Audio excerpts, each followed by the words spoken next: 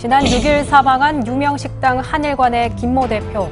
이웃집게에게 물려 폐혈증으로 숨졌는데요. 알고 보니 그 강아지가 슈퍼주니어의 멤버이자 배우로 활동 중인 최시원 씨 가족이 키우는 반려견이었습니다. 최시원 씨는 자신의 SNS에 다음과 같은 사과의 글을 올렸습니다.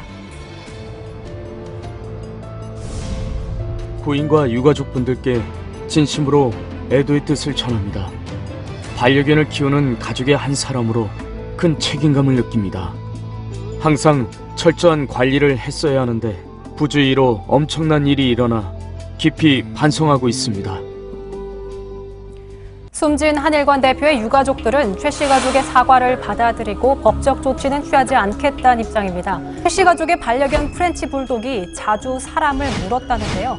동료 가수 이특 씨도 SNS에 자신도 물렸다는 내용을 올린 적이 있고 최시원 씨 본인도 경찰 홍보단 시절에 개에게 물렸던 적이 있다고 합니다.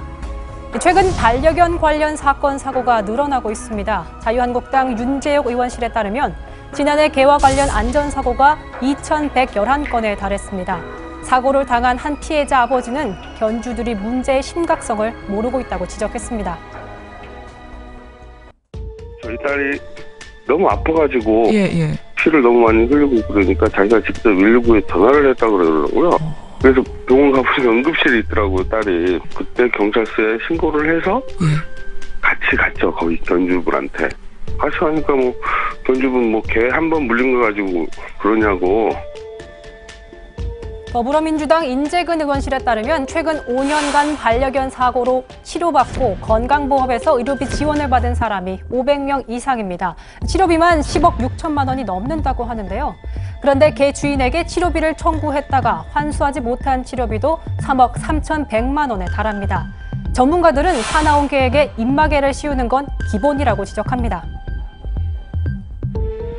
네, 맹견들은 일단 산책을 나갈 때는 의무 규정으로 해서 입마개를 반드시 해주셔야 되거든요. 로트와일러, 도사견 잡종 이렇게 맹견 분류된 견종이 따로 있습니다. 그것에 한해서 이루어지는데 그것은 밖에 나갈 때 반드시 입마개를 착용을 하셔야 되는데 아직까지는 잘 지켜지지 않고 있는 거고요.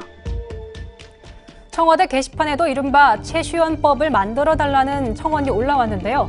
보시는 건 1,075명이지만 1,200명이 넘는 사람들이 동의하고 있습니다.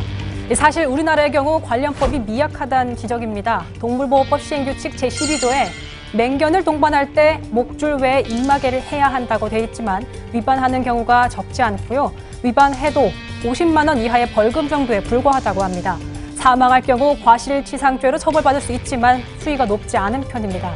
논란이 되자 농림축산식품부는 목줄과 입마개를 하지 않으면 과태료도 늘리고 위반자에 대한 단속도 강화하며 위반 행위 신고 포상제 도입 등을 대책으로 내놨습니다.